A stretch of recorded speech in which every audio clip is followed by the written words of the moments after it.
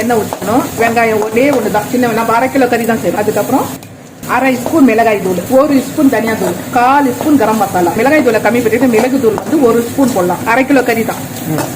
இதான் போட்டு கொஞ்சம் உப்பு போட்டு தக்காளி போட்டு நல்லா வதக்கிடணும். தக்காளி ஒன்னே ஒன்று சின்னது, மஞ்சள் தூள் போட்டு நல்லா கழுவி இதுலயே தண்ணி விடும். ஒரு 5 நிமிஷம்டா, கொஞ்சம் தண்ணி விட்டுட்டோம். நாம கொஞ்சம் தண்ணி சேர்க்கணும். ஒரு கிளாஸ் போதும். ஏன்னா அதிகமா வெந்துச்சுன்னு வச்சுக்கோ, உப்பு ஆயிடும். போதும்.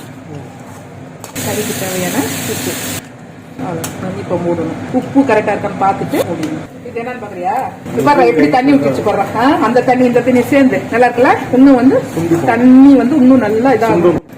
இப்ப நம்ம இது சாதத்துக்கு போட்டு சாப்பிட்டோம்னா அப்படி விட்டுலாம். குழம்பு மாட்டு இப்படி வேணும் நம்ம போட்டு சாப்பிடணும்னா இதுல இருந்து அப்படி இறக்கிடலாம். கொத்தமல்லி போட்டு